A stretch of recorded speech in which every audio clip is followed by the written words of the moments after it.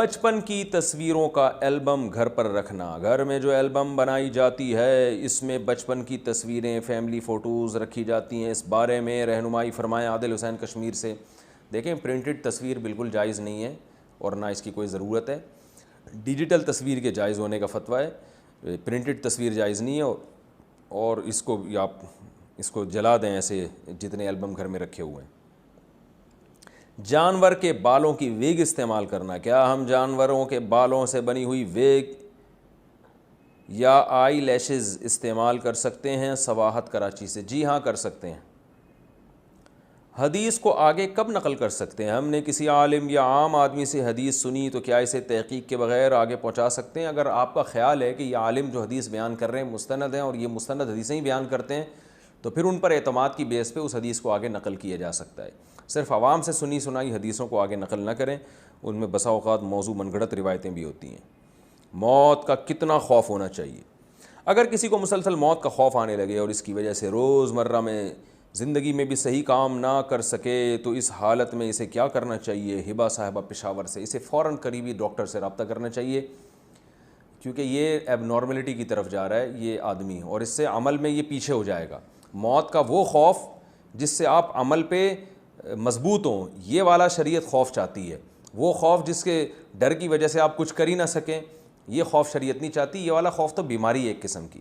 تو اس لیے اتنا خوف رکھنا چاہیے جس سے انسان کے گناہ چھوٹ جائیں، دنیا سے بے رغبتی پیدا ہو جائے اور دنیا کو مسافر خانہ سمجھنا شروع کر دے. اتنا خوف کہ کپ کپانا شروع کر دے یا ڈپریشن میں جانا شروع ہو جائے یا عمل میں جو ہے وہ حوصلے پست ہونا شروع ہو جائیں، ہر کسی کام میں ہی دل لگنا بند ہو جائے، تو یہ پھر اس کی علامت ہے کہ یہ خوف اعتدال سے بڑھ گیا ہے. آپ کو پتہ ہے کہ حدیث میں آپ صلی اللہ علیہ وسلم نے دعا سکھائی ہے کہ اللہم اقسم لنا من خشیتک ما تحول بہ بیننا و بین معصیتک.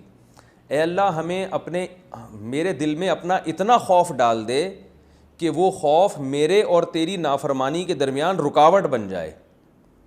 تو یعنی کیا مطلب؟ زیادہ خوف اللہ کا بھی نہیں چاہیے. ایسا خوف جس سے ہم کچھ کر ہی نہ سکیں تو وہ بھی فائدہ مند نہیں ہے، کیونکہ اللہ کا خوف کا مقصد یہ ہوتا ہے کہ اللہ کی نافرمانی سے بچیں. تو اللہ بس اتنا ہی خوف چاہیے ہمیں کہ جس سے ہم تیری نافرمانی سے بچ جائیں.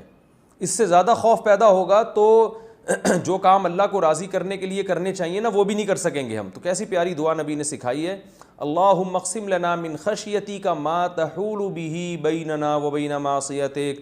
اے اللہ ہمیں اپنا اتنا خوف دے دے کہ جو ہمارے اور تیری نافرمانی کے درمیان دیوار بن جائے. جب تیری نافرمانی کرنے لگیں تو وہ خوف آڑے آ جائے. بس اتنا خوف ہمیں چاہیے. تو اللہ کی محبت بھی اعتدال سے اتنی کہ جو ہمیں جنت تک پہنچا دے. وَمِن طَاعَتِكَ مَا تُبَلِّغُنَا بِهِ جَنَّتَكَ. اے اللہ اتنی اطاعت اور اتنی محبت کہ جو ہمیں تیری جنت تک پہنچا دے. کیونکہ بہت زیادہ محبت پیدا ہو گئی اس سے بھی ایب نارملٹی کی طرف چلا جائے گا انسان، اور کیا ہوگا کہ پھر کسی کے حق ہی ادا نہیں ہو سکتا. اور جیسے ہوئے ہیں بعض صوفیہ کرام اللہ کی محبت میں بالکل ہی پاگل ہی ہو گئے، تو وہ زبان اور پھر ان کے اعمال ایب نارملٹی والے اعمال ان کے سے جسم سے صادر ہوئے.